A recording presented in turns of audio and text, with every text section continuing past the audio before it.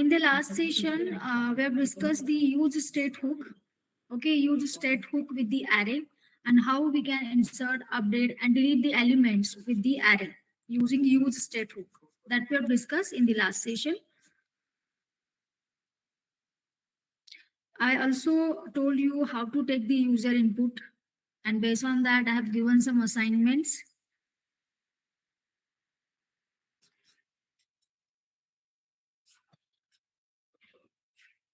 So up till now, we have covered only one React.js hook, that is use state. Okay. For more practice student, I have given the link also in the notes. You can just go through the links and you can take the demos or the practice problems there, so that you can have the practice for the use state. Okay. Today we're going to start the concept that is called conditional rendering. Okay, so what is conditional rendering, that we'll discuss. And after that, then use effect hook, the second hook we'll discuss. So conditional rendering is what? So conditional rendering means rendering the component based on the condition. Render करना मतलब क्या होता है student? Actually render करना means component को show करना.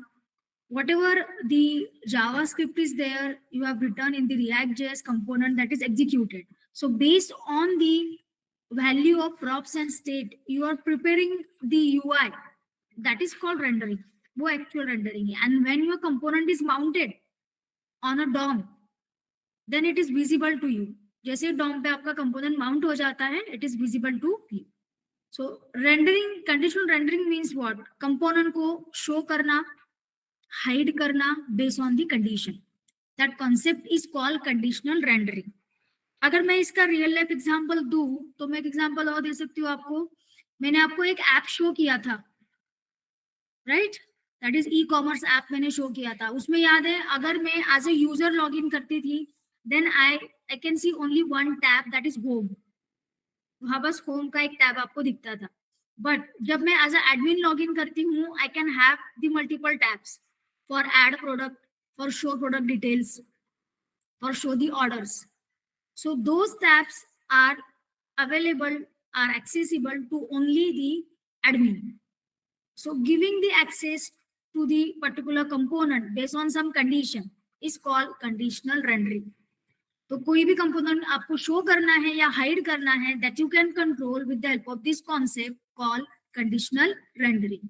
तो conditional rendering में हम क्या करेंगे? एक कंडीशन देंगे and based on that condition, if condition is true, then only we are showing that component, otherwise we are hiding that component.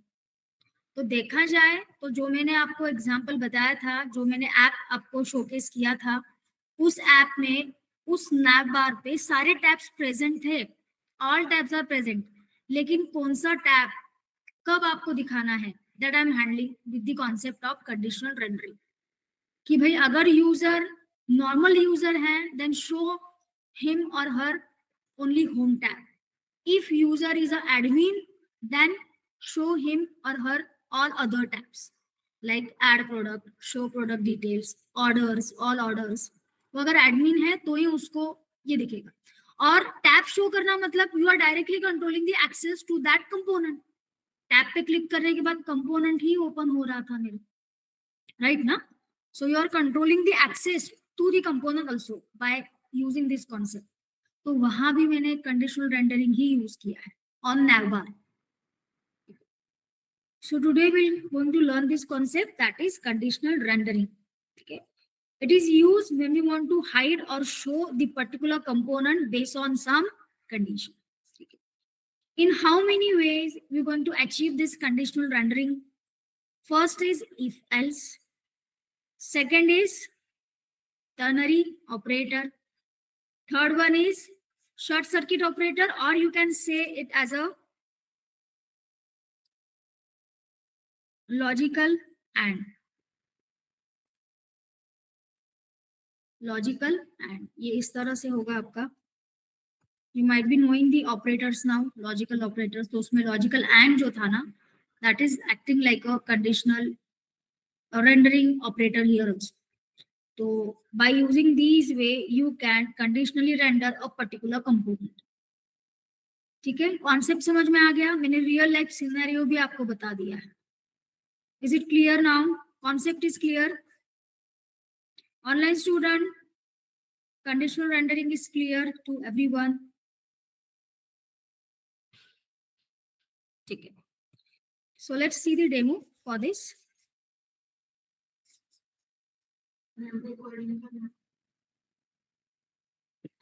Already started. Thank you.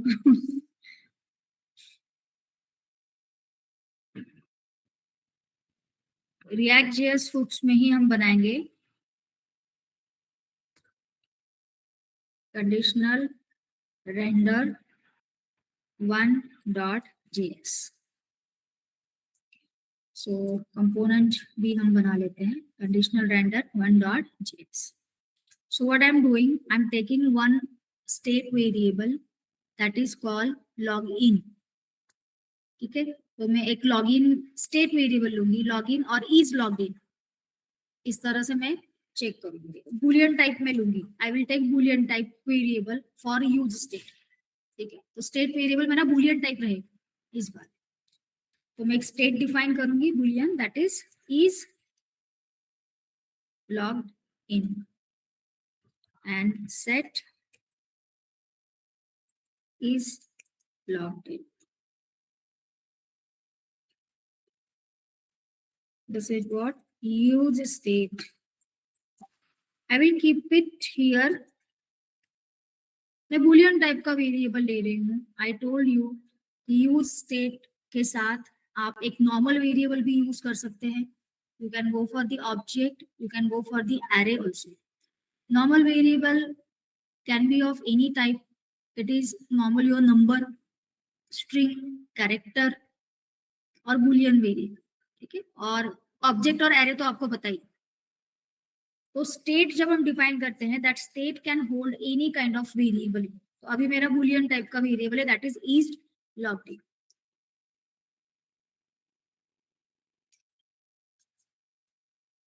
मैं एक सिंपल मैसेज थ्रो करूंगी. अगर यूजर लॉग्ड इन होगा, so I will throw the message hello user. ठीक है, अगर logged in नहीं होगा तो हेलो गेस्ट, हेलो गेस्ट. ठीक है, तो अगर इज लॉग्ड इन मेरा ट्रू है तो मैं बोलूंगी हेलो यूजर. इसका मतलब यूजर लॉग्ड इन है, तो I will show the message hello user. और इज लॉग्ड इन मेरा अगर फॉल्स है तो I will show hello guest. Okay,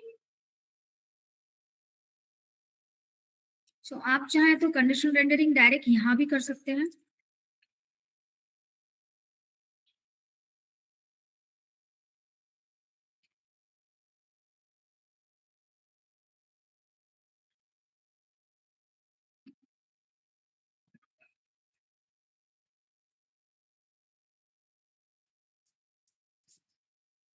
if को ऊपर यूज करना पड़ेगा, इफ को डायरेक्ट यहाँ अलाउ नहीं करेगा. सो इफ के लिए I will take another demo. ये मैं नॉर्मल ले लेती हूँ. For ternary and for logical and के लिए मैं ले लेती हूँ, वो एक्सप्लेन करना थोड़ा ज्यादा इजी है. So I will take first that and then I will take for if else. ठीक है, सो यहाँ मैं रेंडर कर रही हूँ बेस्ड ऑन द कंडीशन. तो टर्नरी ऑपरेटर तो सबको पता ही है. सो इज लॉग्ड इन मैं करती हूँ.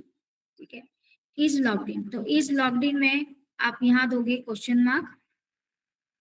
ठीक है, तो यहाँ मैं एक h1 टैग में बोलूंगी हेलो यूजर.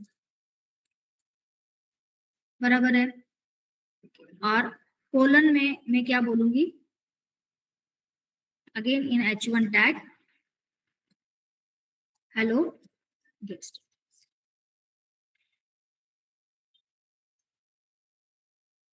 बराबर है क्या? एक सेकेंड.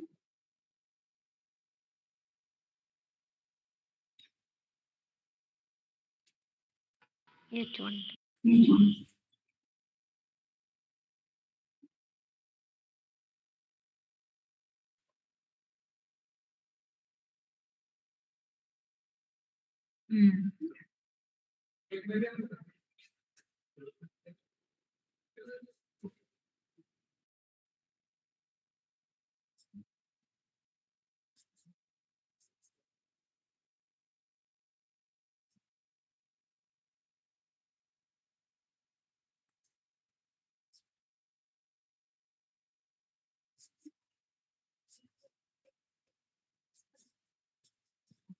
ओ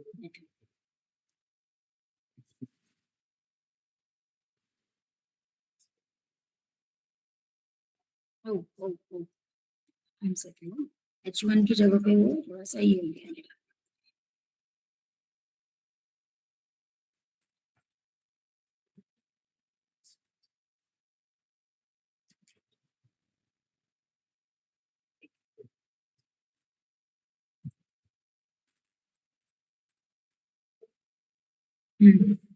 ये जावास्क्रिप्ट है ना ये, it is JavaScript right. JavaScript अगर आपको JSX में ऐड करना है, you have to use curly braces. Is logged in, but मुझे एक और बटन भी डालना पड़ेगा ना, मैं स्टेट कैसे चेंज करूंगी? स्टेट चेंज करने के लिए I have to do event handling.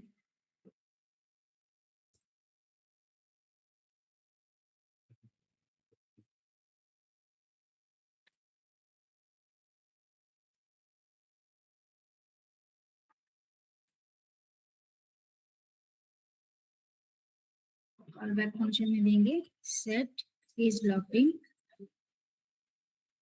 Not equal to is logged इन।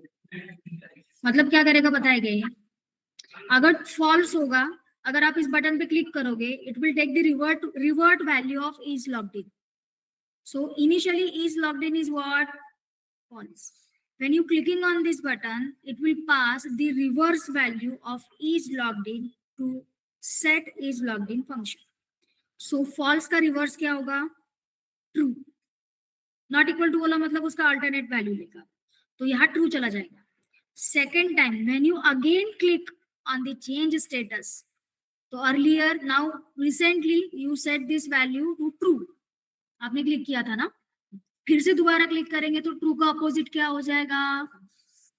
तो वापस सेट इज लॉग्ड इन में क्या चला जाएगा? फॉल्स। ठीक है, तो इस तरह से ये फ्लिप करेगा वैल्यू, ट्रू का फॉल्स, फॉल्स का true. whenever you clicking on a button, the value of is logged in will be flipped from true to false or false to true, और उसके बेसिस पे मुझे ये आउटपुट दिखेगा।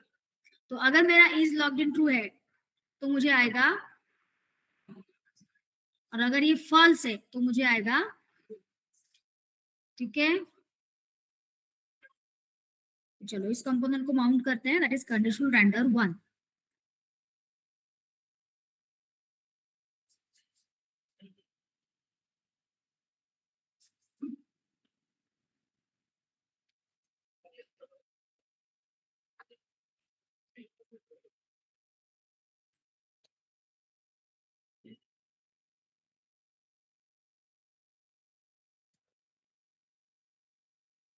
Message क्या आ रहा है आपको? Hello guest. मैं ऊपर वाला पूरा कोड कमेंट आउट कर देती हूँ, fruit list and all.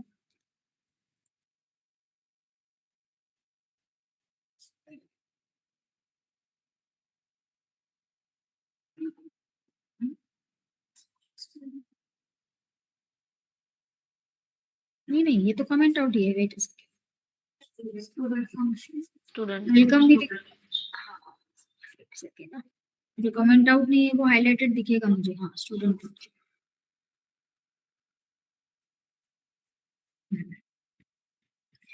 Hello guest आ रहा है, अब इसको चेंज करते हैं। जैसे इसको चेंज करूंगी, मैंने अनोनिमस इवेंट हैंडलिंग किया है on the button itself, on click event पे ही किया है, सेपरेट इवेंट हैंडलर नहीं लिखा है, मैंने उसी पे किया है। कोड कम हो तो वो आप करते हो तो ओके है, लेकिन कोड अगर बड़ा है, फंक्शन अगर बड़ा है, तो आपको सेपरेट इवेंट हैंडलर ही लिखना चाहिए। ठीक है, वापस से करेंगे।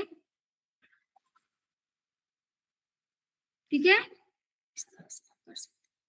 So this is what we call conditional rendering. इसको हम conditional rendering बोलते हैं। ठीक है, so that we have done by using what? Ternary operator. So this is what conditional rendering with ternary। और एक चीज भी यहाँ ले लेती हूँ, फिर एक ही डेमो रहेगा बताने के लिए।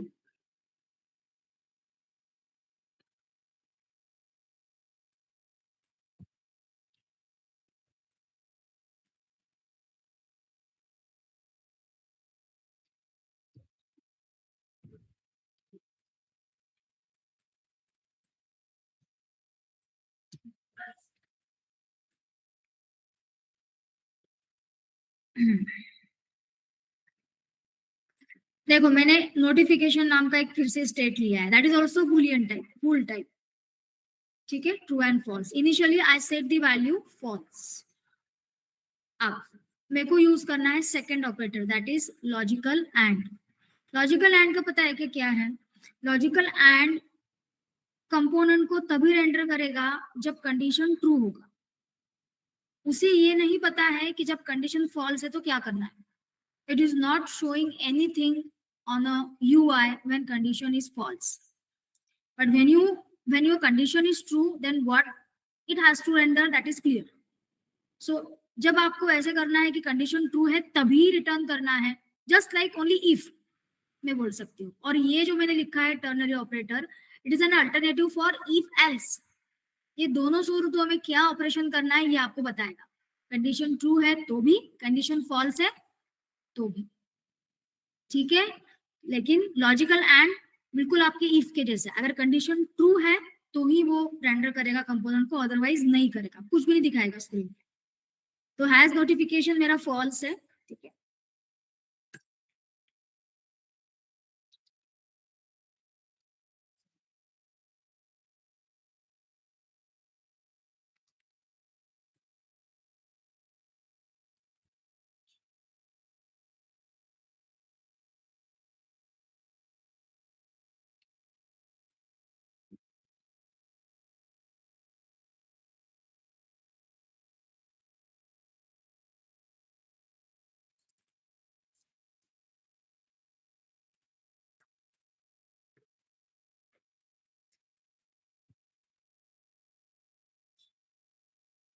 इसका मतलब अगर ये ट्रू है तो ही मुझे मैसेज दिखेगा, और अगर ये फॉल्स है तो मैसेज नहीं दिखेगा।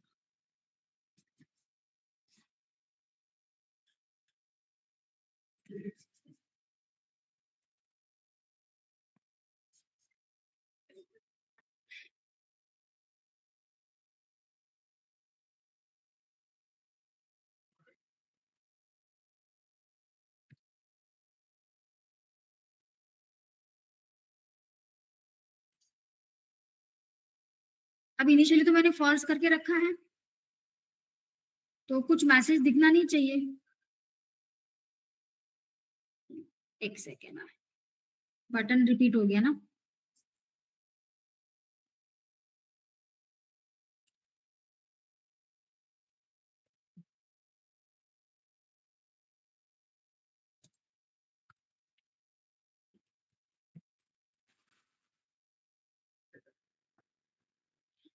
अभी तो कोई मैसेज नहीं दिख रहा है आपको, right?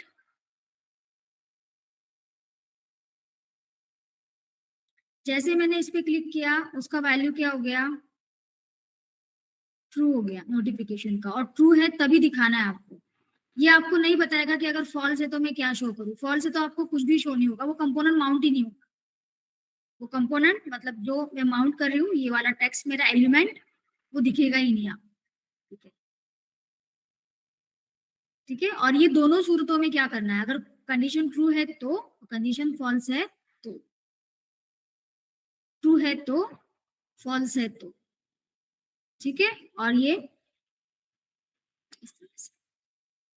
So is it clear to all student conditional rendering with logical Yes, ma'am. and the ternary operator? ठीक है, पहले इतना लिख लीजिए, then we'll see the demo for if else। if else भी बता देती हूँ।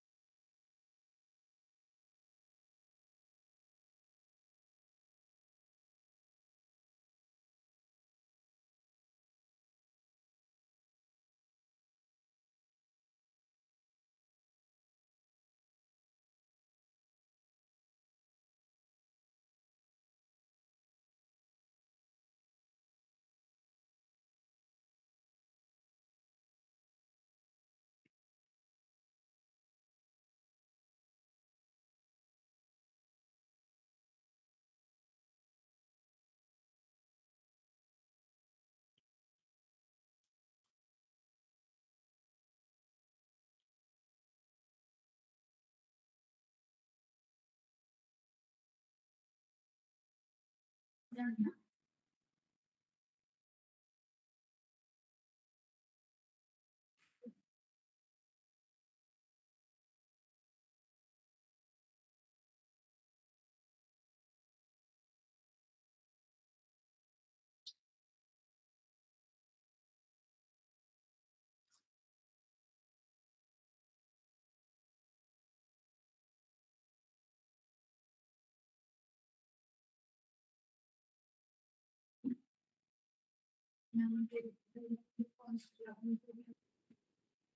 Yes. Anybody else. So initially, if it is true, then it will show that you have a notification. Right?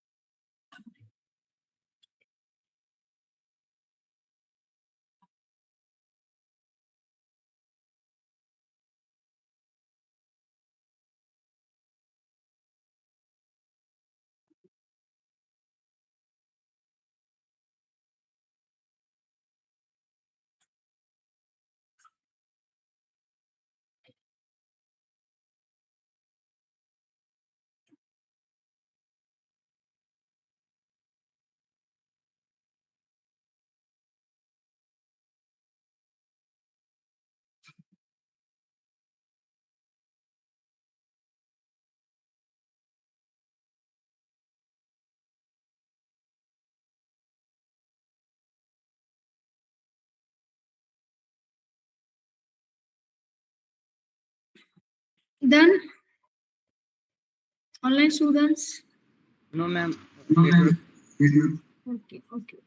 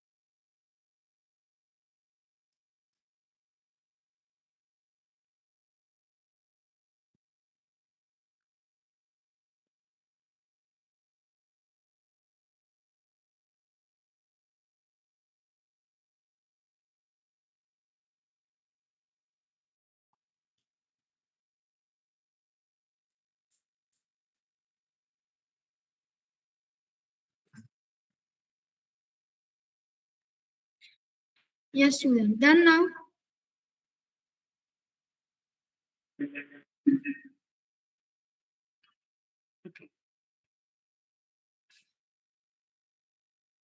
Anybody getting any error?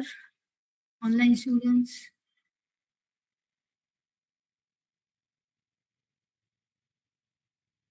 Okay. One more demo I want to take for the if else. How we can use if else for conditional rendering.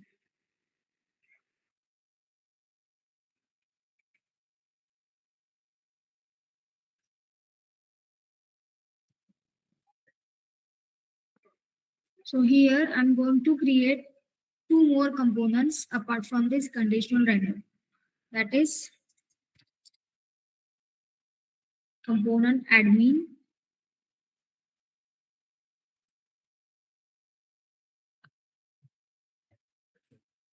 component user. Instead of rendering the element, here I have rendered the elements, right? H1 is an element. Instead of rendering an element, you can render directly component also. Okay. So with conditional rendering, you can render the component also. So in earlier example, we have seen I have rendered the element. H1 is a element. H1 is a tag. Okay. HTML element है. आप component भी render कर सकते हैं. So to demonstrate that, I'm going to take this one.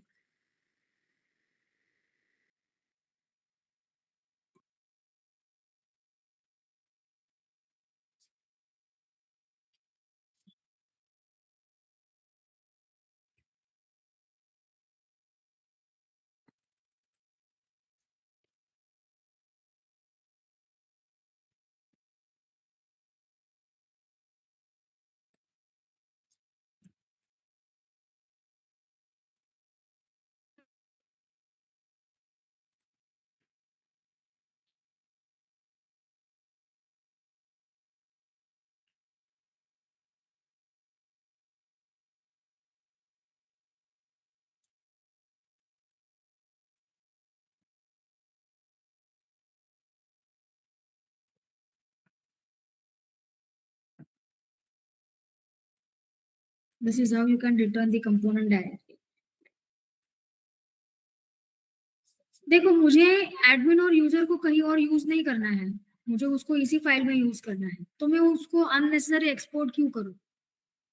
हाँ, अगर admin और user आपको कहीं और भी किसी और फाइल में यूज करना है तो आप जरूर उसको एक्सपोर्ट करें. तो अभी मुझे नेस्टिंग में यूज करना है. I have to use the admin and user component inside the conditional render.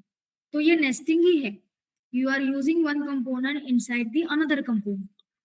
So I'm using admin and user component inside the conditional render component.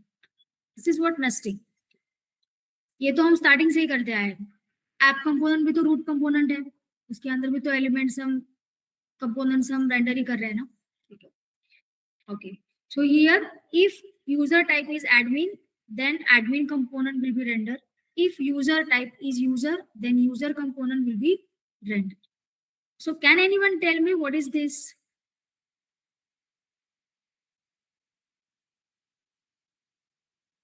Input type. नहीं वो तो ठीक है, लेकिन उसको क्या बोलते हैं? मैंने ये कॉन्सेप्ट पढ़ाया है. What it is? अब थोड़ा सा और याद दिलाती हूँ मैं. नहीं याद आ रहा किसी को? What it is? क्या है ये?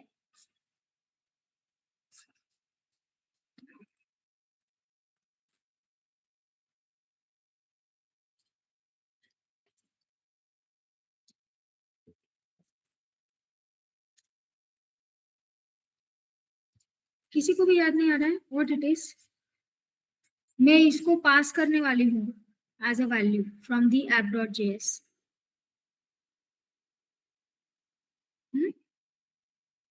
क्या है ये? नहीं, ये स्टेट नहीं है. स्टेट हम कंपोनेंट के अंदर मेंटेन करते हैं. अभी हम फंक्शनल कंपोनेंट यूज करें तो we are using use state. Class component में हमने स्टेट ऑब्जेक्ट लिया था. ये क्या है? इसका मतलब कोई पढ़ता नहीं है स्टूडेंट, बस आप सीखते जा रहे हो कॉन्सेप्ट. इसको मैं पास करने वाली हूँ app.js से. जब मैं ये लिखूंगी तब मैं इसको पास करूंगी. मैं एक बार फिर से याद दिलाती हूँ. जब मैं यहाँ लिखूंगी कंडीशनल रेंडर 2,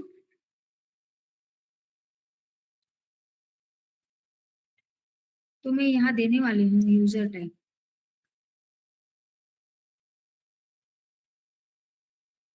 ये क्या है? Yes yes yes. फंक्शन नहीं बोलते उसको, उसको सिर्फ प्रॉप्स बोलना है आपको. They are nothing but the properties which you are passing to the component from outside the component. बाहर से आप पास कर रहे, just like you are passing an argument to the function. ठीक है, these are called props. ये props है, तो मैं props यूज कर रही हूँ यहाँ.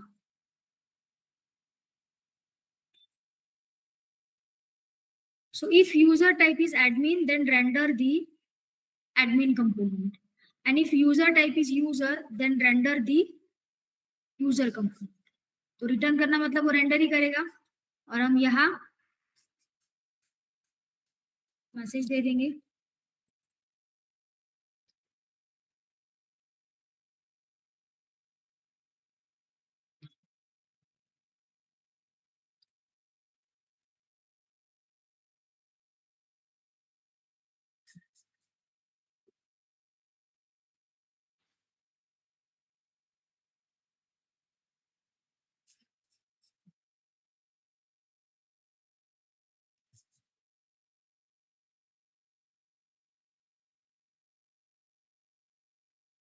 ठीक है, वेलकम एडमिन क्यों आया? Because I have passed the user type props as a admin. If I change it to the, ठीक है, सेंसिटिव रहेगा आपका, वेलकम यूजर. तो ये जो माउंट हो रहा है ये कंपोनेंट है. हाँ अभी, क्योंकि अगर आप देखो इस फाइल में तो welcome user and welcome admin ये मैसेजेस मैंने कंपोनेंट्स में दिए हैं. ये कंपोनेंट है. ठीक है, तो डायरेक्ट कंपोनेंट हम माउंट कर रहे हैं. ठीक है,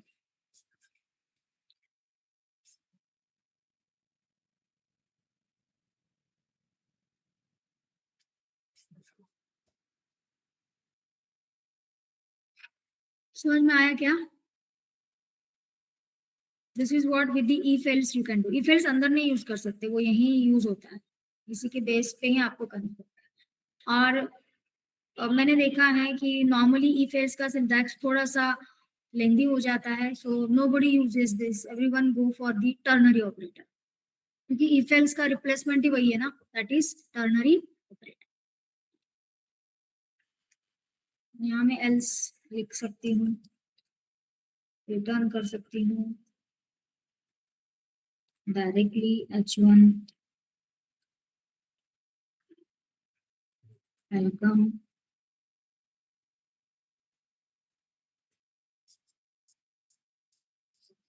यहाँ से इसको हटा देती हूँ.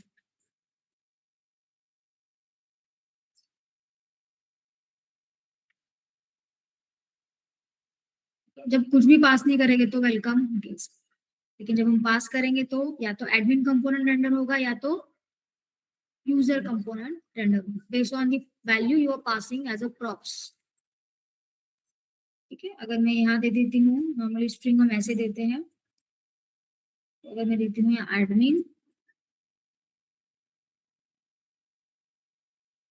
ठीक है, so this is what with the if else you are doing. समझ में आया क्या student? Is it clear? Online student,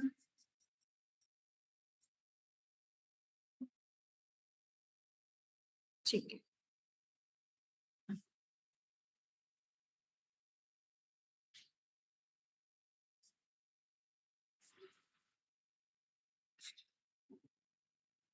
एक सेकेंड ना स्टूडेंट.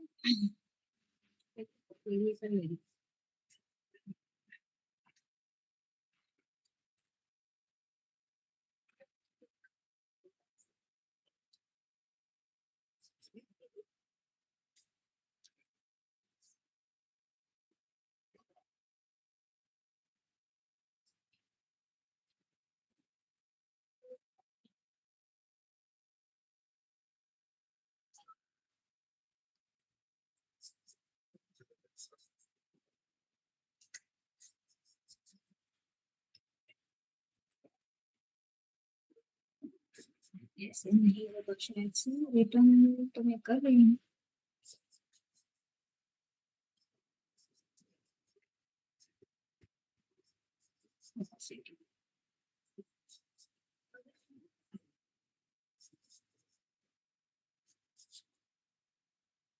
ठीक है, पहले आप नॉर्मल कर लीजिए, बाद में देखते हैं इसको। एलिमेंट तो बाइंड कर सकते हैं, नॉर्मल एलिमेंट तो आप बाइंड कर सकते हैं, लेकिन कंपोनेंट नहीं। ठीक है, पहले ये वाला डेमो कर लीजिए। अभी डायरेक्ट कंपोनेंट एंटर कर रहे हैं। वेलकम एडमिन इसलिए आ रहा है क्योंकि यहाँ मैंने एडमिन दे रखा है। ओके, जब यहाँ यूजर देंगे तो it will switch to the user. Last वाला आउटपुट देखना है, ठीक है। और कुछ भी नहीं देंगे तो मैंने एल्स दे रखा है, गेस्ट आ जाओगे। चलो इसको टाइप करेंगे।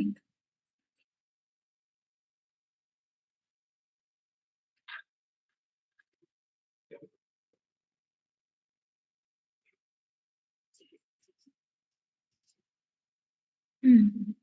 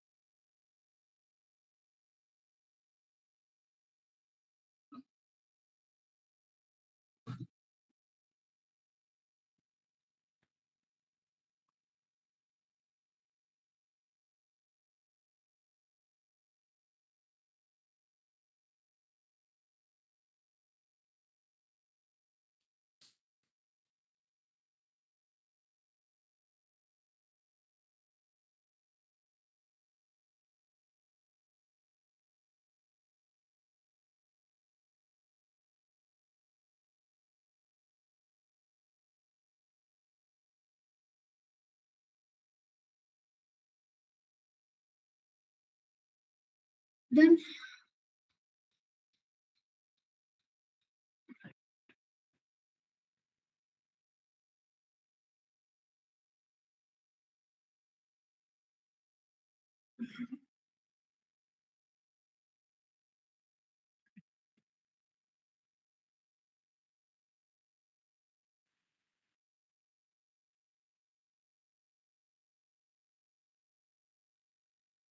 नीचे दो कंपोनेंट लिखना है आपको, ठीक है। एक ही बार रिटर्न करे तो इसको लिखने की जरूरत नहीं, डायरेक्ट एलिमेंट ही रिटर्न हो रहा है ना ओबल से, तो इसको नहीं भी लिखते तो भी चलेगा।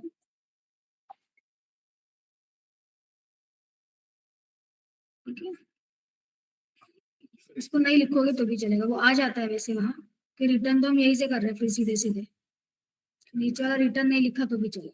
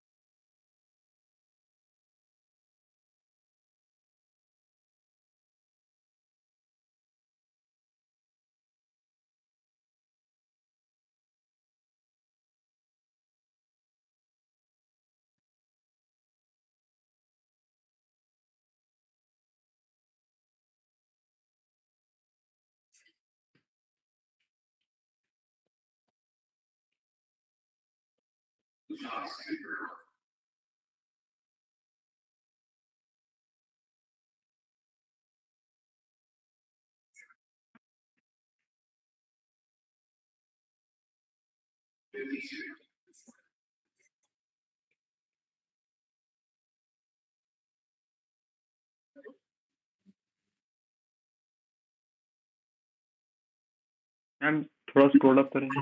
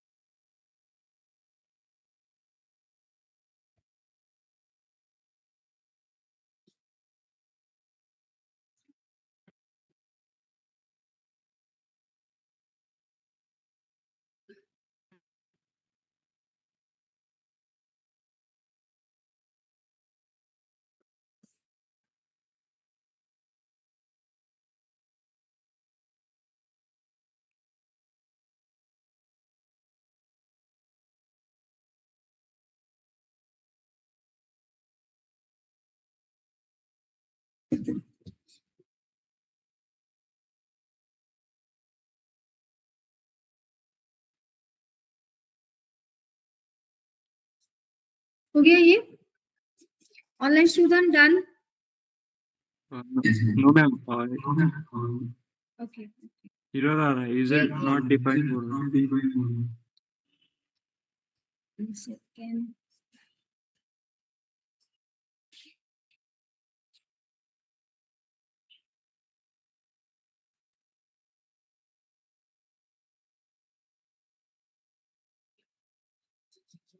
Result not defined. आप आपका कोड मुझे शेयर करो, स्क्रीनशॉट शेयर करो, मैं चेक करती हूँ।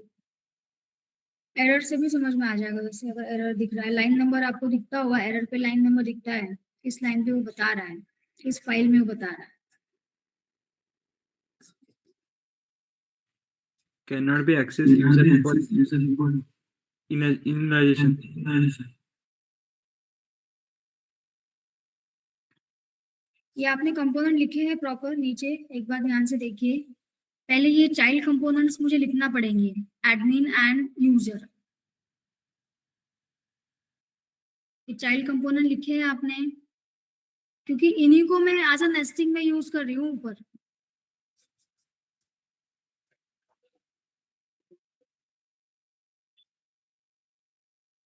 तो पहले आप इसको चेक करेंगे, और यहाँ यूजर टाइप प्रॉपर यूज किया है या नहीं, ये देखिए।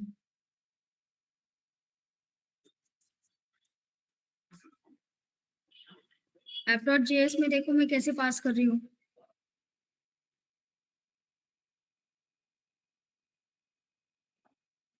यूजर टाइप इज अनडिफाइंड आ रहा है, इसका मतलब या तो प्रॉप्स का नाम कुछ और ही ले रहे हो आप, यहाँ कुछ और नाम दे रहे हो, वहां कुछ और ले रहे हो।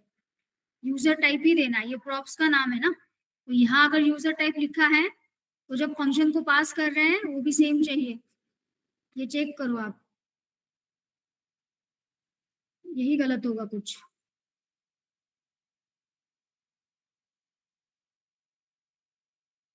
समझ में आया क्या? हो रहा है क्या resolve? Otherwise is it done? No, ma'am. मुझे स्क्रीनशॉट शेयर करो फिर, स्क्रीनशॉट शेयर करो।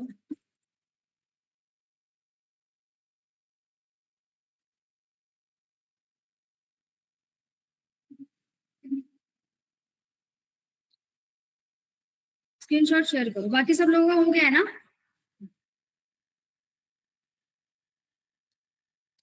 मैम एक बार अटैच एक हम्म मुझे स्क्रीनशॉट शेयर करो भाई, जिसको एरर आ रहा है ना वो एक बार शेयर करेंगे, नहीं तो फिर मैं देखती हूँ स्क्रीन शेयर कर। रोहित,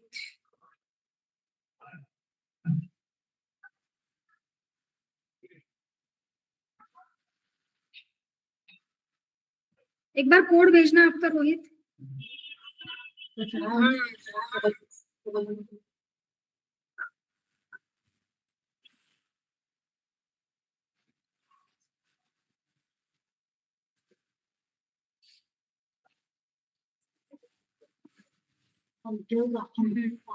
अरे बाबा, आपने, अच्छा एक सेकेंड, ये जो ब्रैकेट डाला हुआ है ना, ये देखो रोहित, ध्यान दीजिए इधर।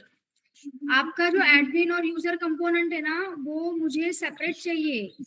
मतलब कि पहले जब मैं कंडीशनल रेंडर लिख रही हूँ ना तो इसका ये ओपनिंग ब्रैकेट है और ये कंपोनेंट का ब्रैकेट यही क्लोज हो जाएगा आपका। उसके बाद एडमिन और यूजर लिखना है। हो गया आपके मैम। केस में आपने आपने क्या किया है, एडमिन और यूजर इसी के अंदर लिख दिया है हाँ, गलती से मैंने है ब्रैकेट ना? लगा दिया। हाँ हाँ हाँ हाँ, तो वो उसको बाहर लिखिए, उन दोनों को वहां से कट करके वो येलो ब्रैकेट है लास्ट का उसके नीचे डालिए, ठीक है? अब रन हो जाएगा। Hello ma'am. हो गया मैम। हाँ बोलिए। हाँ मैम, आउटपुट मतलब एरर नहीं है कोई, मतलब आउटपुट सेम ही आ रहा है, वेलकम गेस्ट। आउटपुट सही आ रहा है? नहीं, सेम एक ही आ रहा है, welcome guest only. If we give admin और यूजर फिर भी। यूजर ठीक है, टाइप 2 मिनट, 2 मिनट दीजिए मुझे। हाँ 2 मिनट दीजिए, मैं कुछ, ठीक है मैं देख चेक करती हूँ।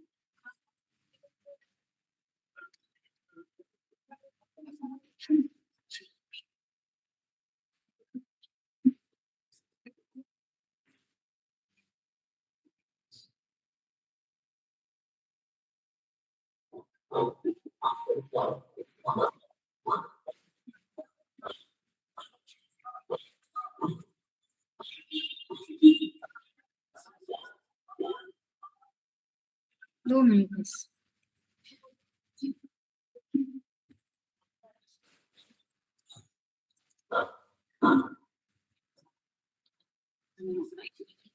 इस तरह से भी नहीं मुझे,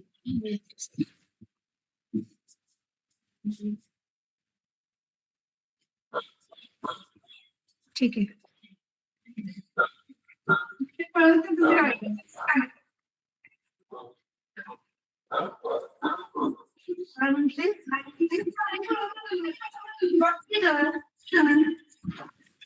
चलो शेयर करो स्क्रीन मुझे, मैं बाद में ट्राई करूंगी, ट्राई नहीं कर। चलो किसको एरर आ रहा है? Share your screen immediately. Okay ma'am.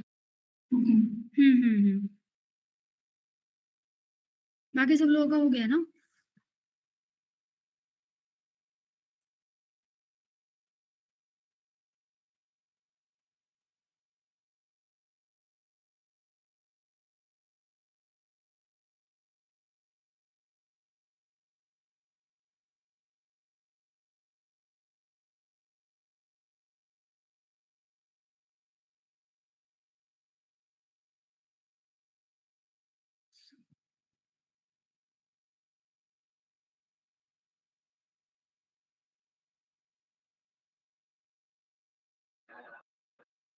Hello ma'am. हाँ, शेयर कर रहे हो क्या? हम हाँ वेटिंग मैम, फॉर। थोड़ा-सा नेटवर्क प्रॉब्लम है मैम, मैं लास्ट में शेयर करूँगी।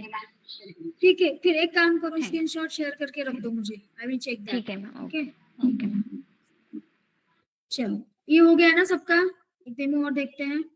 अभी सबका रन है एवरीवन, इफ्रा, मुस्तकीम। ठीक है, ठीक है। चलो यहाँ आपका खत्म होता है कंडीशनल रेंडरिंग। ठीक है, तो कंडीशनल रेंडरिंग में आप ये यूज कर सकते हो ternary operator. Normally if else हम नहीं यूज करते हैं, normally use what, ternary operator. ठीक है, हम टर्नरी ऑपरेटर ही यूज करते हैं नॉर्मली। इफ एल्स थोड़ा लेंदी हो जाता है इसलिए उसको नहीं यूज करते। और ये भी आपने देखा है ना, ये वाला कोड आपको करेक्ट करना है यूजिंग टर्नरी ऑपरेटर। ये same code, this will be assignment for you. क्या करना है आपको, ये कोड मैंने इफ एल्स से लिखा है ना, तो ये सेम कोड आपको टर्नरी से लिखना है यूजिंग टर्नरी ऑपरेटर। ठीक है, टर्नरी ऑपरेटर बोला मतलब यहाँ कुछ नहीं लिखूंगी, फिर मैं सीधे में कहा लिखूंगी, इसके अंदर। ठीक है, वहां वो मुझे अलाउ कर देगा उसके लिए।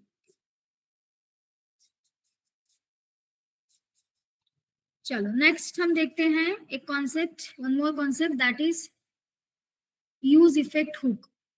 अभी सेकंड हुक हम स्टार्ट करें। पहला वाला हमारा हो गया use state, second is use effect hook. तो यूज इफेक्ट हुक जो है वो हम क्यों यूज करते हैं? Use effect hook is use to add the additional effects to the React JS. जैसे कि एडिशनल इफेक्ट्स मतलब कैसे? If you want to change the title of the browser, browser का टाइटल चेंज करना है। If you want to change if you want to change the title, if you want to fetch the data from the server or API, ठीक है, या फिर आपको Dom update करना है, तो उस केस में हम यूज करते हैं यूज इफेक्ट हुक। देखो डायरेक्टली डॉम अपडेट नहीं होता है, मैंने आपको बताया है। डायरेक्टली आपके जो भी चेंजेस होते हैं that will happen to first virtual DOM. Virtual DOM से वो कंफर्म होंगे, रिप्लेस होंगे टू दी रियल डॉम। लेकिन कभी कभार एप्लीकेशन में जरूरत पड़ता है कि आप डायरेक्ट एलिमेंट को एक्सेस करो और उसमें चेंजेस करो। उस केस में आपका बार बार रीरेंडरिंग नहीं होता है, तो वो मैं बताऊंगी। उसके लिए हम एक और हुक यूज करते हैं, that is called use reference hook. अगर आपको डायरेक्ट डॉम एलिमेंट एक्सेस करने हैं तो अभी हम क्या करते हैं, जो भी चेंजेस, जो भी अपडेशन करते हैं वो डायरेक्ट डॉम पे नहीं होता है, वो पहले वर्चुअल में होता है, फिर डॉम पे रिफ्लेक्ट होता है। जो हम देख रहे हैं वो रियल डॉम ही है, जो हमें दिखता है वो, लेकिन चेंजेस डायरेक्ट उस पर रिफ्लेक्ट नहीं होते हैं। ठीक है, तो स्टूडेंट अगर आपको डायरेक्ट एलिमेंट्स भी अपडेट करने हैं तो वो भी हम कर सकते हैं यूज इफेक्ट हुक से। अगर हमें फेच करना है डेटा फ्रॉम दी बैकएंड तो हम यूज इफेक्ट हुक यूज करते हैं, और हमें डायरेक्टली टाइमर भी अपडेट करना है तो हम यूज इफेक्ट हुक यूज करते हैं। ठीक है, and plus if you want to change the title of the browser,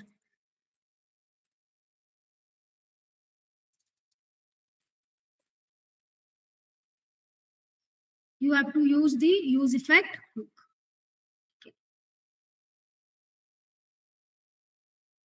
Use effect hook जो है ना student, that is equivalent to these methods of a component life cycle. मैंने component life cycle नहीं लिया है, वो मैं आपको कल एक्सप्लेन करूंगी, but use effect providing the features of these methods of a component life cycle hooks. तो ये जो काम ये मेथड्स करती हैं वो सारा काम मैं यूज इफेक्ट के साथ कर सकती हूँ। All those things I can do with the use effect. तो ये मैं आपको एक्सप्लेन करूंगी ही कि ये जो लाइफ साइकिल हुक है ये आप कैसे कॉल करते हो। These are what the life cycle methods, life cycle hooks. और ये लाइफ साइकिल मेथड्स यूज होती है inside class component only. Render, constructor, component did mount, class में तो देखा है ना आपने constructor, component did update, component will unmount. तो ये सारी मेथड्स लाइफ साइकिल को कंट्रोल करने के लिए होता है। जो भी आपका कंपोनेंट क्रिएट होता है, कंपोनेंट डिस्ट्रॉय होता है, उसका पूरा लाइफ साइकिल कंट्रोल करने के लिए ये मेथड्स होती है। तो रेंडर मेथड मेरा हर बार कॉल होगा जब भी मैं चेंजेस करूंगी। कंस्ट्रक्टर मेरा एक ही बार कॉल होता है जब मेरा जो कंपोनेंट है वो क्रिएट होता है। एट दैट टाइम मेरे वेरिएबल इनिशियलाइज हो जाते, स्टेट वेरिएबल इनिशियलाइज हो जाते, तब वो एक ही बार कॉल होगा। देन कंपोनेंट डिड माउंट भी एक ही बार कॉल होगा मेरा, जब कंपोनेंट मेरा जो है वो प्लेस हो जाएगा डॉम पे। जो भी जावास्क्रिप्ट है वो एग्जीक्यूट हो जाएगा, जो भी स्टेट्स एंड प्रॉप्स आपने यूज किए वो मैनिपुलेट हो जाएंगे। उसके बाद जो कंपोनेंट बनेगा, कंपोनेंट प्लेस कर दिया जाएगा डॉम पे। तो जब कंपोनेंट डॉम पे दिखने लग जाता है आपको, that is what component did mount. ये भी एक ही बार होता है। रेंडर बार बार होगा, कंस्ट्रक्टर एक ही बार होगा, कंपोनेंट डिड माउंट भी एक ही बार होगा आपका, डिड अपडेट बार बार होगा। जब भी आप स्टेट या प्रॉप्स चेंज करोगे, आपका ये मेथड कॉल होता है, कंपोनेंट डिड अपडेट। जब भी आप स्टेट को चेंज कर लेते हो, ये मेथड कॉल हो जाता है आपका। Then component will unmount. Component will unmount is use to do the cleanup code. जैसे कि अगर मैं एपीआई फेच कर रही हूँ, तो एपीआई को क्लोज कर दो। मेरा डेटा फेच हो गया है, now close that API. If I am doing some database connectivity और ऐसा एपीआई आप एक्सेस कर रहे हो बैकएंड से, इसमें तो डेटाबेस कनेक्टिविटी नहीं होगा, लेकिन डेटाबेस कनेक्टिविटी बैकएंड में कर रहे हो और वहां से हम एक्सेस कर रहे हैं उस एपीआई को यहाँ, तो वो सब कुछ क्लोज करना। तो कोई भी एपीआई अगर आप फेच कर रहे हो, उसको क्लोज करने का काम ये करता है। कोई भी टाइमर, जैसे कि set time out, set time interval methods हमने यूज किए हैं, तो उसका टाइमर क्लियर करने का काम भी ये करता है, कंपोनेंट विल अनमाउंट। तो मान लो कोई कंपोनेंट मेरा हट रहा है डॉम से। कंपोनेंट डॉम से कब हटेगा? जब आप उसको डिलीट करोगे, तब आपका कंपोनेंट डॉम से हट जाएगा। जैसे कोई भी एलिमेंट अगर मैं ऐड करती हूँ, जैसे मैंने h1 टैग ऐड किया, फिर मैंने इटैलिक टैग ऐड किया, बोल्ड टैग ऐड किया, तो बोल्ड टैग आपका कब अनमाउंट होगा? जब आप उसको डिलीट कर दोगे वहां से, और कोई नया टैग डालना है मान लो आपको, तो जब वो डिलीट हो जाता है तब अनमाउंट कॉल होता है। तो component will unmount will call when component is being destroyed. तो बिफोर डिस्ट्रक्शन अगर आपको कोई क्लीनअप कोड करना है, तो आप ये मेथड कॉल हो जाता है अपने आप, कंपोनेंट विल अनमाउंट। अभी तक के क्लास कंपोनेंट में आपने ये दो ही देखे हैं, अगर मैं याद दिलाऊं। क्लास कंपोनेंट हमने देखा है, please try to recall it. यहाँ हमने दो ही मेथड्स लिखी है, कंस्ट्रक्टर एंड रेंडर। लेकिन उसी क्लास कंपोनेंट में आप ये बाकी की मेथड्स भी ऐड ऑन कर सकते हैं, और जो भी चेंजेस है, जो कंपोनेंट क्रिएट होने से कंपोनेंट डिस्ट्रक्शन तक जो भी चेंजेस है वो ट्रैक कर सकते हैं। जैसे कंपोनेंट को अपडेट नहीं होने देना है, तो वहां भी आप कुछ कंडीशन लिख के उसका अपडेशन रोक सकते हो। देन कंपोनेंट विल अनमाउंट में आप हमेशा क्लीनअप कोड लिखोगे कि कंपोनेंट डिस्ट्रॉय हो रहा है, वो अगर किसी कंपोनेंट के साथ एंगेज है, नेस्टेड है, तो उसको भी हटाना पड़ेगा। तो नॉर्मली टाइमर क्लियर करना, एपीआई को क्लोज करना, ठीक है, कोई कनेक्शन होगा आपका किसी वेब सॉकेट के साथ, लाइक किसी सर्वर के साथ कनेक्टेड हो, तो वो क्लोज करना, वो काम हम करते हैं कंपोनेंट विल अनमाउंट। ये मेथड्स अपने आप कॉल होती है, ये हम नॉर्मली अब ये वोट मुझे मिलते हैं तो मेरे से बड़ा बेवकूफ आदमी नहीं है। ये वोट जो है वो मजलिस को मिलता है, एआईएमआईएम पार्टी के नाम के ऊपर। कंपोनेंट अगर मैंने स्टेट चेंज कर दिया तो कंपोनेंट डिड अपडेट कॉल हो जाएगा, लेकिन मुझे वहां उसको रोकना है, तो वो भी मैं कंट्रोल कर सकती हूँ। मतलब कंपोनेंट का अपडेशन भी आप कंट्रोल कर सकते हो। तो जो भी कंपोनेंट आपका माउंट हो रहा है, वो अपडेट हो रहा है या वो रिमूव हो रहा है, तो जब ये फेजेस हो रहे हैं, तब आपको अगर कुछ टास्क इन बिटवीन करना है, तो वो आप इन मेथड्स में लिख के कर सकते हैं। सो अल्टीमेटली पूरा लाइफ साइकिल जो है कंपोनेंट का, वो आप कंट्रोल कर सकते हो with the help of this life cycle hooks of the React JS. ये मेथड्स हम यूज करते हैं इनसाइड क्लास कंपोनेंट ओनली, और इसी का रिप्लेसमेंट हमें दिया गया है हुक्स के फॉर्म में, that is what use effect. ये एक मेथड लिख के हम ये सारी चीजें कंट्रोल कर सकते हैं। कब कंपोनेंट अपडेट होगा तब कुछ चेंजेस करने हैं, कब कंपोनेंट डिस्ट्रॉय होगा तब कुछ आपको कोड लिखना है, क्लीनअप कोड। भाई डेटाबेस के साथ कनेक्शन है या फिर आपका टाइमर आपने कॉल किया है, क्योंकि जब भी आप सेट टाइम आउट या सेट टाइम इंटरवल करोगे, आप कहीं ना कहीं मेथड को पास करते हो वहां, कहीं ना कहीं मेथड कहीं ना कहीं मेमोरी में स्पेस तो लेगा ही।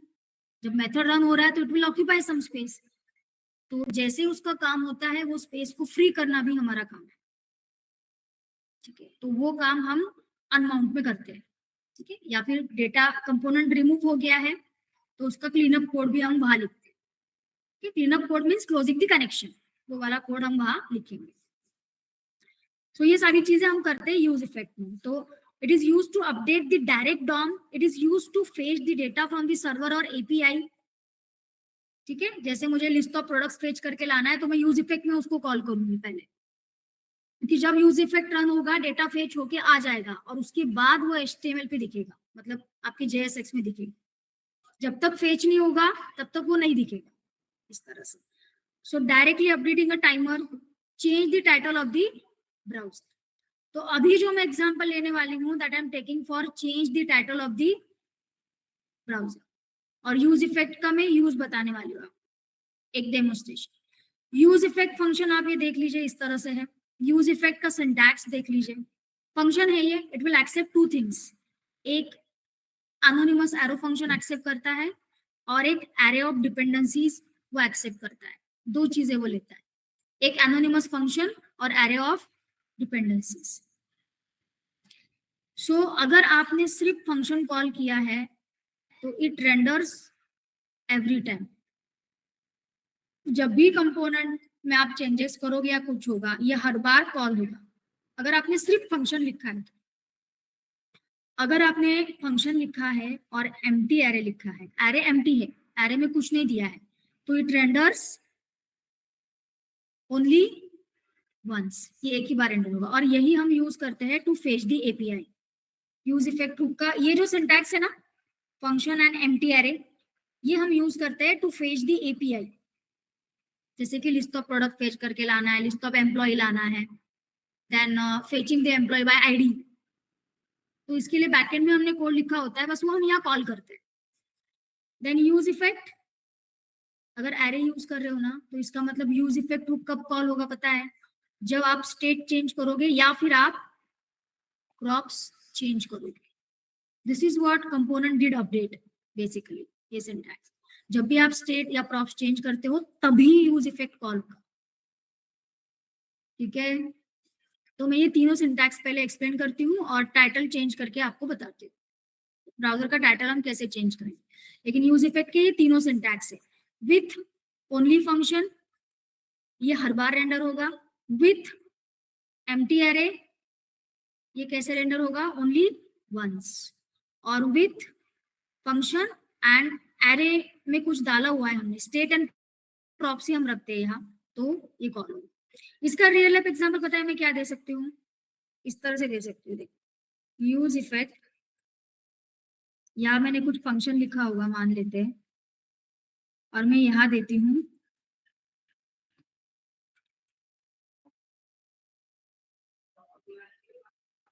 तो यूज इफेक्ट पता है क्या करेगा? बेस्ड ऑन सर्च की वो डेटा फेच करके लाएगा। आप टेक्स्ट बॉक्स बनाते हो सर्च की के लिए, आपने वहां डाला, मान लो मैंने डाला एलईडी, तो एलईडी के नाम से जितने भी प्रोडक्ट्स होंगे वो फेच होके आ जाएंगे। तो ये कब चेंज होगा? जब सर्च की चेंज होगा ना, हर बार जब भी सर्च की चेंज होगा, मैंने सर्च की में डाला मोबाइल, तो यूज इफेक्ट हुक क्या करेगा? फिर से कॉल होगा। जब भी सर्च की चेंज होगा आपका use effect will be call, उसके अलावा वो कॉल नहीं होगा। ठीक है, तो ये आप कंट्रोल कर सकते हैं इस तरह से। तो एक सिंपल डेमो देखते हैं, पहले यूज इफेक्ट हुक समझिए। Use effect hook is an replacement for this life cycle methods. पहली चीज तो ये जो लाइफ साइकिल मेथड्स है ये मैं कहाँ लिख सकती हूँ? Yes, students, where I can write these methods? Classroom. Yes, in a class component only. Constructor लिख थोड़ी सकती हूँ मैं फंक्शनल कंपोनेंट में, नहीं। तो ये लाइफ साइकिल मेथड का रिप्लेसमेंट है यूज इफेक्ट हुक। ठीक है, तो ये सारी लाइफ साइकिल मेथड्स आप यूज इफेक्ट के अंदर कॉल कर सकते हैं, एक ही फंक्शन के अंदर। कोड विल बी रिड्यूस, वो रिड्यूस हो जाता है। ठीक है, सेकेंड चीज, other uses of use effect hooks are this: to fetch the data from the API, to update the timer, to change the title of the browser, to update direct DOM। ये भी मैं बताऊंगा कैसे। तो अभी फिलहाल use effect hook के सारे डेमोज में एक्सप्लेन नहीं कर सकती क्योंकि आपको ये नहीं पता है कि डेटा फेच कैसे करना है। ये मैं एक्सियोस लाइब्रेरी लेती हूँ ना लास्ट में, तब बताती हूँ कि using get, post, HTTP methods आप कैसे ये डेटा फेच करके लाओगे, तो तब मैं यूज इफेक्ट हुक वहां भी यूज करूँ। तो इसका रियल एग्जांपल वहां देखने को मिलेगा। अभी फिलहाल मैं बता रही हूँ title of the browser, timer का भी बताऊंगा। कैसे करना है। एक कंटिन्यूअस टाइमर आप जनरेट कर सकते हो using set time out and set interval. और यूज इफेक्ट हुक को इन 3 तरीके से यूज किया जाता है। Use effect hook with only function, उसका ये सिंटैक्स है। You can use effect hook in 3 ways. Use effect hook with only function, उस टाइम पे ये हर बार कॉल होगा, जब भी चेंजेस होंगे या कुछ होगा ये हर बार कॉल होगा।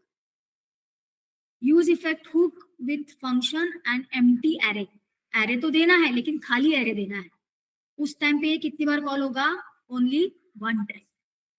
चाहे कितना भी स्टेट चेंज कर लो आप, it will not affect. Use effect hook with function and array of props और स्टेट्स, तो ये कब चेंज होगा, कब कॉल होगा, जब प्रॉप्स या स्टेट चेंज हो तभी ये कॉल होगा, अदरवाइज ये कॉल नहीं होगा। ठीक है, तो ये तीनों डेमोन्स्ट्रेट मुझे करना है पहले आपको सिंटैक्स उसका, फिर मैं लेती हूँ, उसके साथ ये भी हो जाएगा।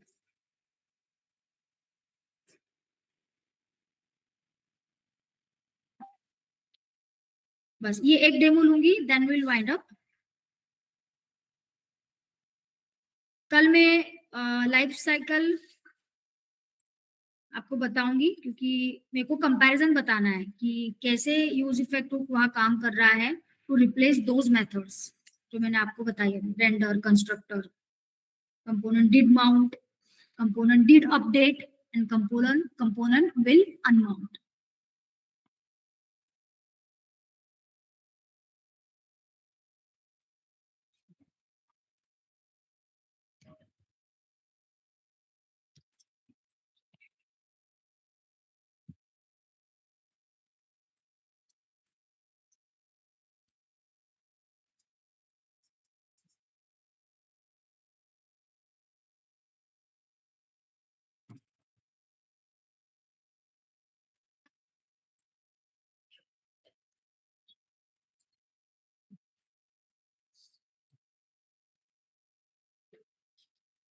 यूज इफेक्ट का रूल क्या है, उसको सबसे पहले कॉल किया जाए, हुक का रूल है ना ये, use effect hook must be call on the top. ठीक है, it will except one anonymous arrow function and the array of dependencies. array देना ऑप्शनल है। ठीक है, मैं तीनों के सिंटैक्स आपको बताऊंगी। यहाँ मैं एक सिंपल लाइन प्रिंट करना चाहूंगी, कंसोल पे लॉग करना चाहूंगी कि यूज इफेक्ट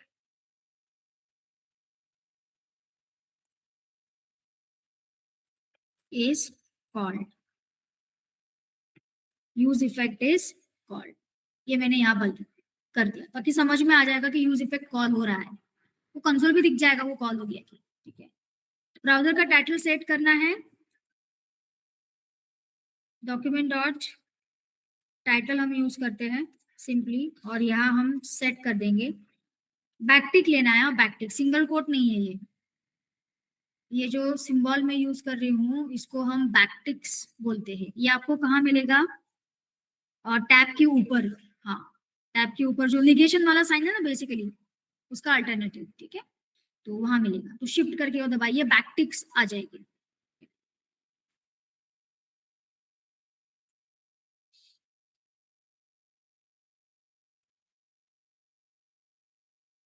इस तरह से ब्राउजर का टाइटल चेंज हो गया, डॉक्यूमेंट डॉट टाइटल हम यहाँ कर सकते हैं। तो सबसे पहले ये फंक्शन रन होगा आपका, डेटा भी फेच करके लाना है तो सबसे पहले यही रन होगा, क्योंकि ये कॉम्बिनेशन है कंस्ट्रक्टर का, रेंडर का। ठीक है, कंस्ट्रक्टर आपका, render, everything like component did mount, did update, सबका ये कॉम्बिनेशन है।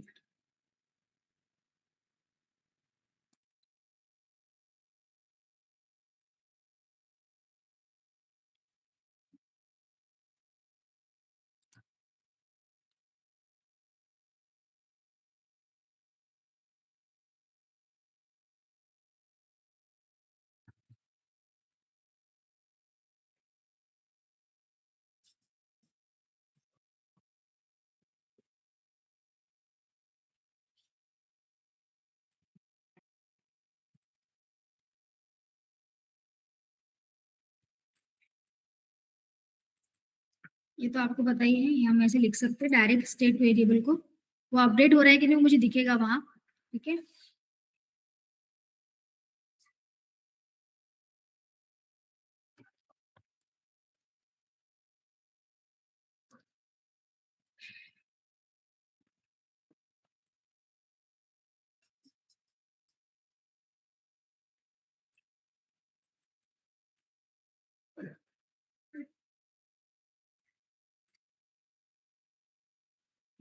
ठीक है, जैसे आप बटन पे क्लिक करोगे फंक्शन कॉल होगा, उसका काम क्या है, नंबर को 1 से बढ़ाना।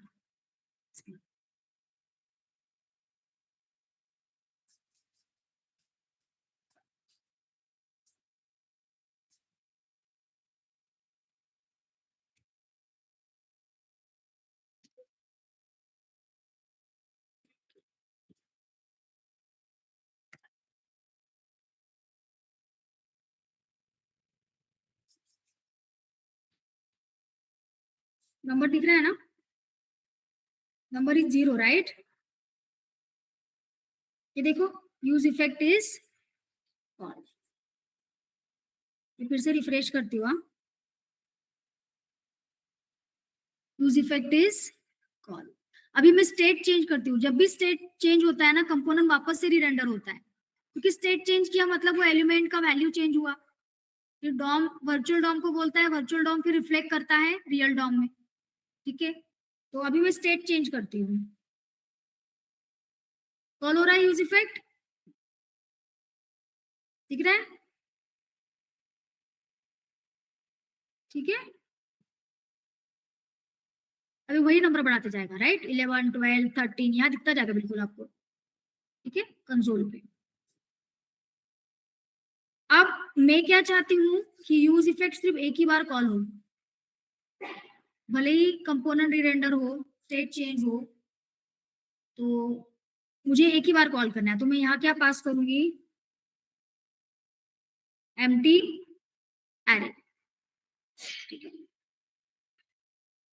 अब मैं इसको रिफ्रेश कर देती हूँ एक बार के लिए, यूज इफेक्ट इज कॉल, पहली बार तो वो दिखाएगा आपको, ठीक है। एक बार कंपोनेंट माउंट हुआ तो यूज इफेक्ट कॉल होगा, क्योंकि कंस्ट्रक्टर का भी काम यही कर रहा है। अब नंबर को इंक्रीज कर रहे हैं तो दोबारा कंपोनेंट रीरेंडर होता है, यूज इफेक्ट दोबारा कॉल नहीं हो रहा है। इफ यू ऑब्जर्व, ये नहीं बढ़ रहा है मेरा, ये एक ही बार आ गया है, it is not increasing now, भले ही मेरा कंपोनेंट रीरेंडर हो रहा है। स्टेट चेंज हुई, वो फिर से मैनिपुलेट करेगा स्टेट एंड प्रॉप्स के हिसाब से, कंपोनेंट क्या होगा अब फिर से रेंडर करेगा, ठीक है। अब मैं क्या चाहती हूँ कि जब मेरा स्टेट वेरिएबल चेंज हो तभी कंपोनेंट, तभी यूज इफेक्ट मेरा कॉल हो। तो उस केस में आप क्या कर दो, यहाँ नंबर को दे दो। तो इस केस में जब भी नंबर चेंज होगा तब ये कंपोनेंट, तभी आपका use effect hook will be call, ये बिल्कुल सेम ही आउटपुट दिखाएगा आपको। अभी देखिए आ गया यूज इफेक्ट।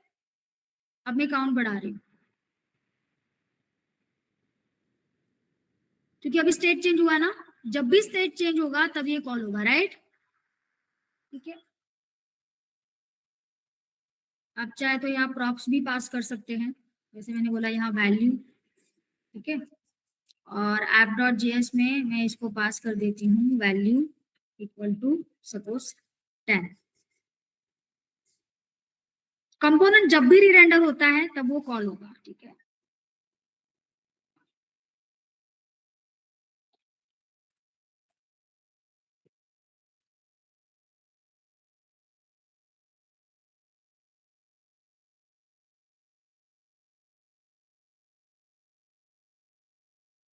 अभी इसको एम्प्टी एरे रखते हैं, ठीक है। रिफ्रेश कर देती हूँ, देखो अभी काउंट चेंज हो रहा है, यहाँ से रिफ्रेश कर लेती हूँ। रिफ्रेश होगा तब कंपोनेंट माउंट होगा, तब एक बार तो कॉल होगा ही। अब देखो अब नहीं हो रहा है, राइट, क्योंकि एम्प्टी एरे, राइट।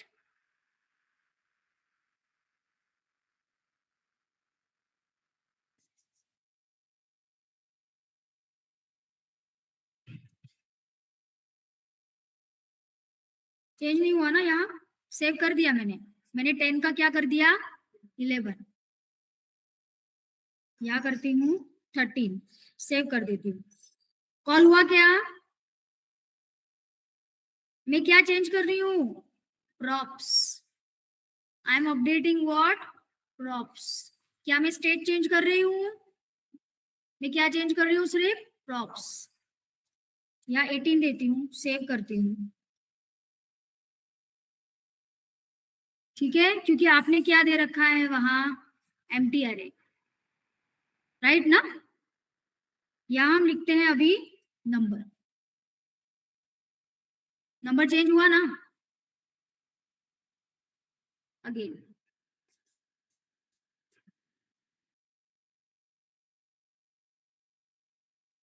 नहीं कॉल हुआ, क्योंकि अभी भी मैंने चेंज किया है प्रॉप्स। स्टेट चेंज करती हूँ। ठीक है, depending upon the props and state your component will be updated and at that time use effect will be call. अगर आप चाहते हो कि कोई अपडेट के लिए मेरा यूज इफेक्ट कॉल हो तो वो कॉल हो जाएगा। जैसे फॉर एग्जाम्पल मैं सर्च की ले रही हूँ, मान लो सर्च की मैंने लिया है मेरा एक स्टेट वेरिएबल, तो मैं वहां सर्च की क्यों डाल रही थी? क्योंकि सर्च की मेरा जब भी चेंज होगा यूज इफेक्ट कॉल हो जाएगा फिर से। और यूज इफेक्ट में मैंने कोड लिखा होगा बैकएंड से डेटा फेच करने का बेस्ड ऑन सर्च की। अगर मैंने डाला है एलईडी तो सर्च की क्या हो जाएगा? इनिशियलाइज एलईडी को, और बैकएंड में वो डेटा यूज इफेक्ट वो डेटा यूज कर सकता है। बेस्ड ऑन दैट सर्च की वो एपीआई से डेटा फेच करके लाएगा। Only LED products will be fetch. इस तरह से that is what you are changing. You are calling the use effect hook based on the search key. This is real life example of this. Search की तो आपको search की यहाँ डालना पड़ेगा सर्टनली। अगर आप सर्च की के हिसाब से आउटपुट चाह रहे हैं तो आपको यहाँ सर्च की लिखना पड़ेगा। करेक्ट है? उस डिपेंडेंसी के एरे में तभी वो यूज इफेक्ट को कॉल करेगा, अदरवाइज यूज इफेक्ट कॉल होना है क्या? नहीं। सो बैकएंड से डेटा फेच करके लाना है।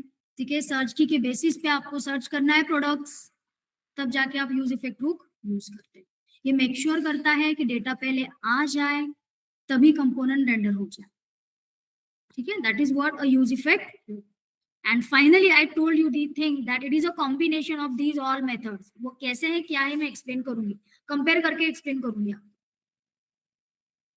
तो कंस्ट्रक्टर है तो कंपोनेंट इनिशियलाइज होगा, माउंट तो होगा ही ना, इसलिए वो एक बार कॉल होगा ही। ठीक है, समझ में आ रहा है क्या student? Online student, are you getting it? Yes, ma'am. Yes, sir. थोड़ा हायर लेवल कॉन्सेप्ट है बट हाँ रिएक्ट जैसे तो है। मैंने खुद ने एप्लीकेशन डेवलप करते समय यूज इफेक्ट हुक को सिर्फ डेटा फेच करने के लिए यूज किया है बैकएंड से, वही ज्यादा मैंने उसको यूज किया है। और क्या ब्राउजर का टाइटल चेंज हो रहा है?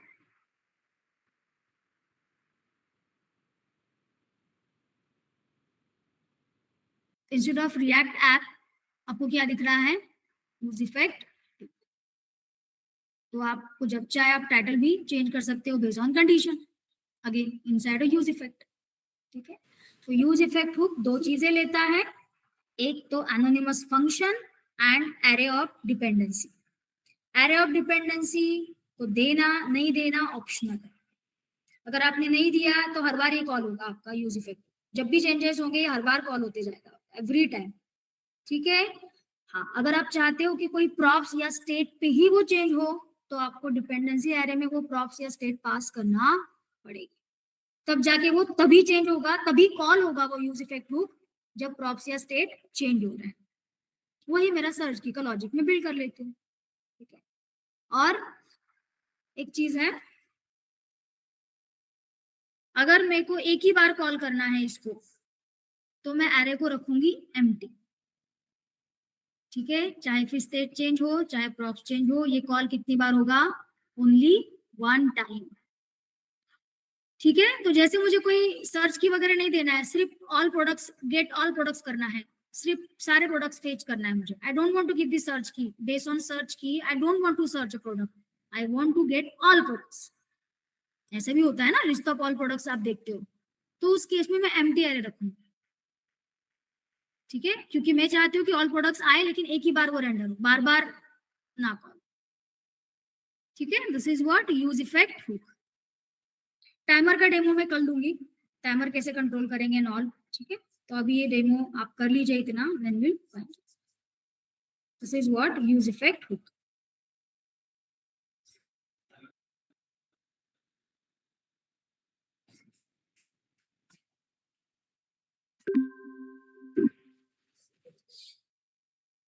Start typing. इसको तीनों वैल्यू चेंज करके आपको ऑब्जर्व करना है।